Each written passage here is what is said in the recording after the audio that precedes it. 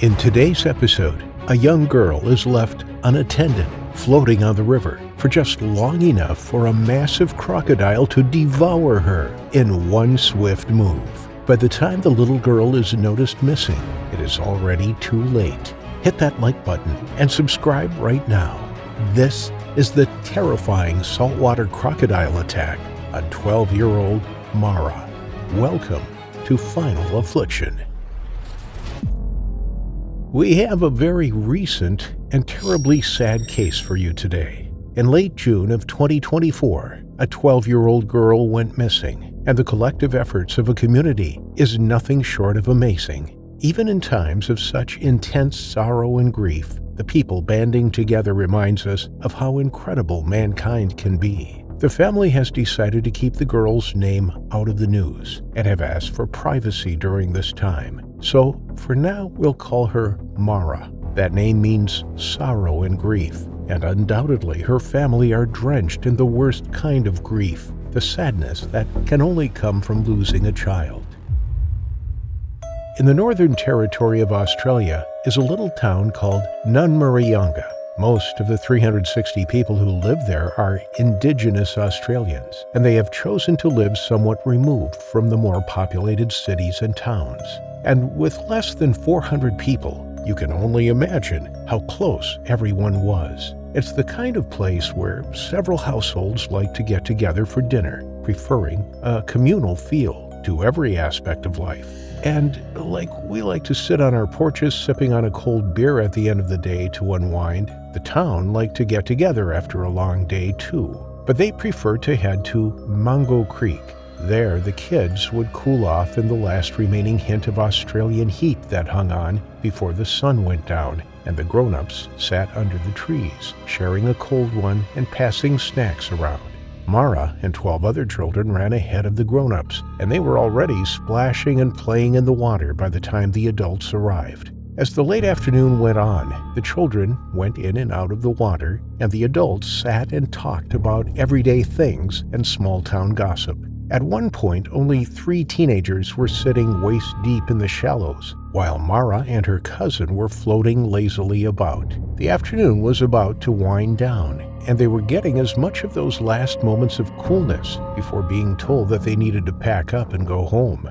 Mara was lying on her back, holding her breath to stay buoyant. Every time she let the air out, she'd sink almost until her face was submerged. Then she'd suck in another gulp of air just in time to get her buoyant again. She was so engrossed in the moment that she didn't realize just how far she was floating from her cousin and the others. At that moment, her cousin decided that it was time he got out of the water too, since Mara was no longer paying any attention to him. A few of the adults noticed her drifting off, but the children went several yards upstream all the time. The water was shallow, and it wasn't like the girl was out of sight. Even at the creek's end, where it met a larger river beyond the bend, the water was still gentle, and all of the town's residents knew that stretch of river like the back of their hands. The worst that could happen was that one of the teenagers would be told to swim out to get her attention when it came time to leave. But the creek had also been under the watchful eye of a saltwater crocodile, probably for several days already. The 14-foot beast couldn't overlook that this beach was frequented almost every day by humans at the same time every day, like clockwork. No different than when crocodiles wait for animals to arrive at a watering hole. The crocodile was waiting for one to break free from the pack, and Mara just happened to be the first one to do so. It followed Mara on the surface from below, gliding gently, its belly skimming the sandy bottom on the creek. When Mara came upon the bend, it waited just until she was out of the other human's sight before it made its move. Its approach was almost lazy. It simply rose up and surfaced right next to Mara's head. She didn't even see it, nor did she feel a disturbance in the water. When the thing sprang into action, there was no warning. Mara didn't even have a chance to scream. One moment she was floating, and the next an impossibly heavy tail with scales as hard as rocks slammed over her torso. It drove her into the depths, using only its weight and the element of surprise. Mara opened her mouth to shout for help, but she was already under the water. and all that happened was that her mouth was filled with mucky water.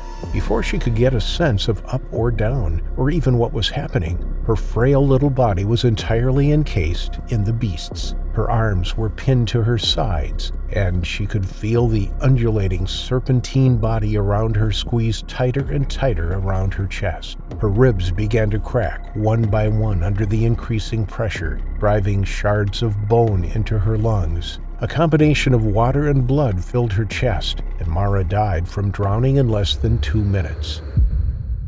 No one heard a sound, even though they were less than 8 yards away from where Mara was dragged to the bottom of the creek. There she and her killer lay as the adults and the children began to call out to the now missing 12-year-old. The teenagers were sent out to fetch her, and they swam right over the place where Mara lay, still encased in the croc's coils. When they returned to say that they couldn't find the girl, the group dispersed, walking a mile in each direction of the stream, getting more and more worried as the minutes ticked by. Before the hour was up, they'd called in to the nearest emergency service center, but that was a 7-hour drive away from the town, all the way in the city of Dundee. 7-hour drive or not, the first helicopter arrived in 3 hours, and by then all of the 360 residents of the town were swarming across the creek and the surrounding area. By the next morning, hundreds of people from the closest towns had arrived to help, and there was not a square meter of river or land that didn't have someone searching for the missing child.